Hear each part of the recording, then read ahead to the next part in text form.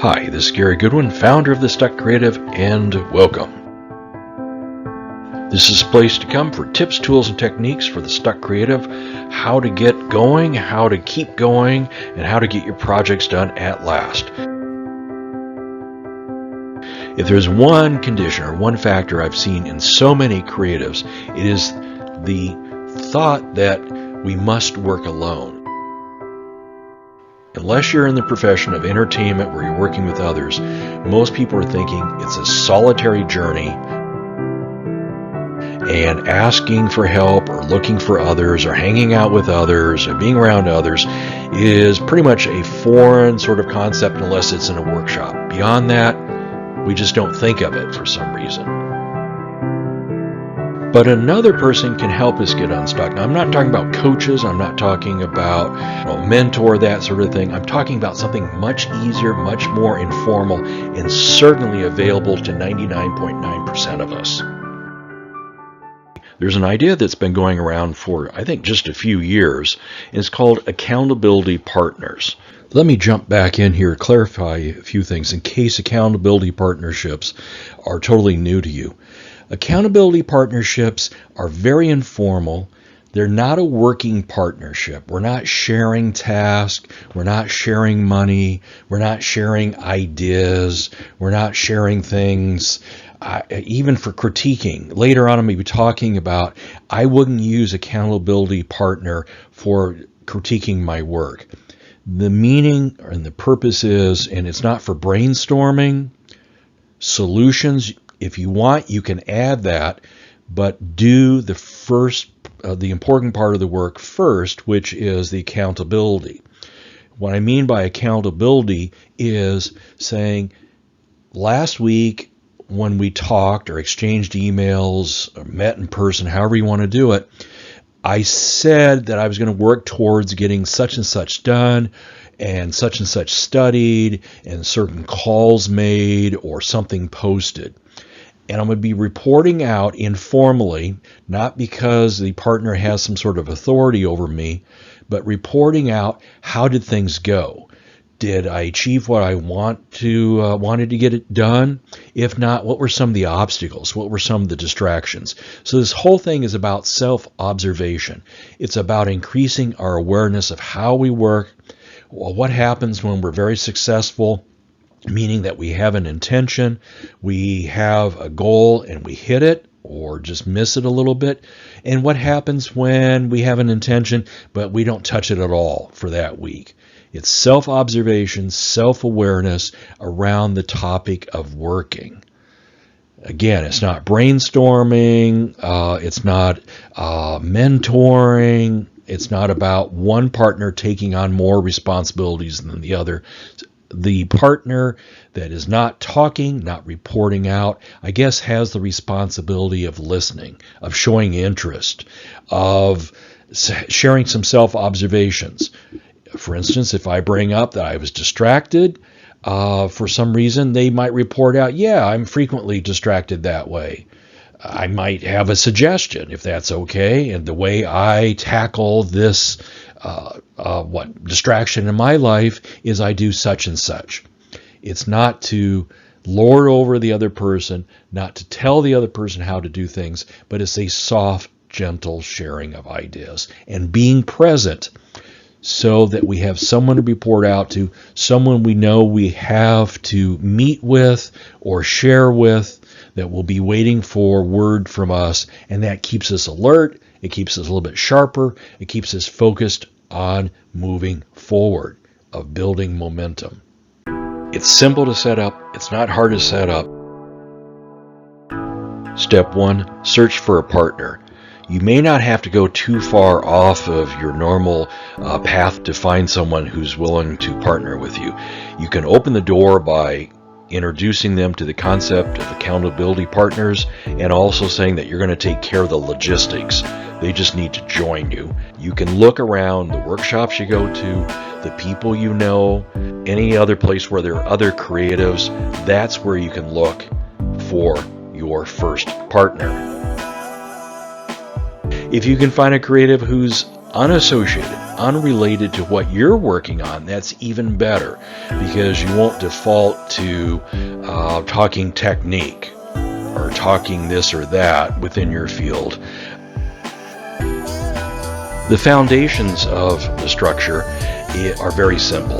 It's giving time to each partner so they can report out of what they achieved or what they had hoped to achieve, and discuss what they've learned and discuss what they want to get achieved before the next time that the partners.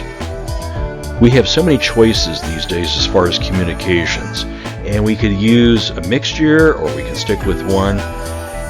At one point, I think the desire was for most people that they would choose to meet in person. Now, if that's convenient, if you're working in the same place or in the same neighborhood or going to the same workshops, it's certainly possible. You can switch to that later on. But I would suggest at the beginning, start with the easiest method that has the fewest obstacles in pulling off, rather than starting off with the ideal method. If a phone call is possible, or even something asynchronous, meaning that sending emails back and forth on a specific date by a specific time, say by 5 o'clock on Wednesday, we will send an email to each other, then go for that. Set up a trial, meaning that let's try this every week. We will contact each other by phone. We'll do no more than 30-minute phone call. We can share during that time whatever amount of time we find is right for us. Let's try it for 4 weeks. And then at the end of the 4th week, we can reassess. This gives an opportunity to step back and see if we need to adjust communications, if we need to adjust how much time or what day of the week, or it gives a person the delicate and diplomatic way of saying they would like to step out, that maybe at a later date they could try it again. It gives everybody an opportunity to reassess, to step out, or to reaffirm and say, let's go for another month. Let's try another trial. Let's do another month, see how that goes, and reassess again. So that's it. 4 steps to be able to do this. You got all 4 steps now. I'm sure you understand what to do next. But I do want to give a couple refinements or suggestions to keep you on track and maybe avoid some small problems. Accountability partnerships work because there's a deadline attached. Now, deadlines we have suffered under, we have flourished under. We're always going to be making deadlines for ourselves, and others are going to make them for us. So it's a double-edged sort of knife. Yes, it can help us produce, but yes, it can also overwhelm us. It can also feel punishing. It can feel driving. It can feel pushing. The accountability partnership will hold together longer. Plus, there'll be less, reticence to form such a partnership if both sides can keep things friendly, meaning that we don't need to call people on, why didn't you follow through? Call them on their excuses, or, well, you said that last time, doing some sort of like record keeping against them. We don't need to take on that role, and we shouldn't, because that'll be destructive to the partnership. Even if you have some partners say, I really need someone to grab a hold of me and really set me straight and really hold me to this. I don't know, have them get a coach. Have them get somebody else they can work with to take on that tough role. I don't think the partnership can do it. I don't think you should have to take on that role, no matter how helpful it can be. A gentle role, I think, is more sustaining for you, more sustaining for them, more sustaining for the partnership. There's another way that partnerships can become more burdensome or have a negative tone to it, and that is to open the door to critiquing. Everybody that I've ever met says, oh, okay, meaning we'll critique each other's work. No, I would strongly suggest against that. Have a critiquing partner separate from talking about working. learning how to work, learning how to show up for work, learning how to bring energy to work, learning how not to be knocked off your course of work. Critiquing brings in other people's standards. What happens is with that, I know I start to say, well, okay, I'm not sure if I know what you are saying, but I need to I'm going to show that I'm open to critiquing, or that I find myself justifying my work, or justifying my potential, or justifying my background. And critiquing can take up so much time. That can be its own thing at another time.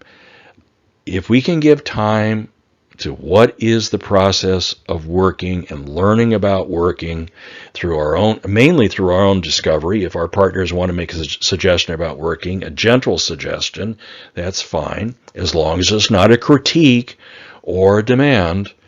We will progress in our working. We'll be happier because of that, because we can fulfill our own intentions, and we'll be more productive. Try hard to keep critiquing out of these accountability partnership sessions.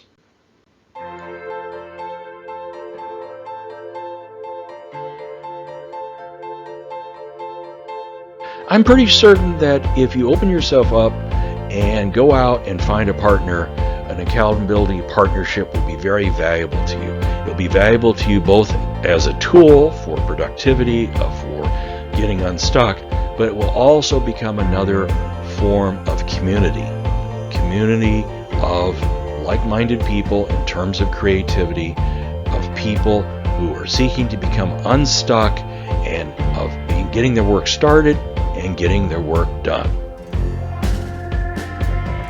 If you need more information, as you know, go to thestuckcreative.com. See you next time. This is Gary Goodwin, founder of thestuckcreative.com. See you later.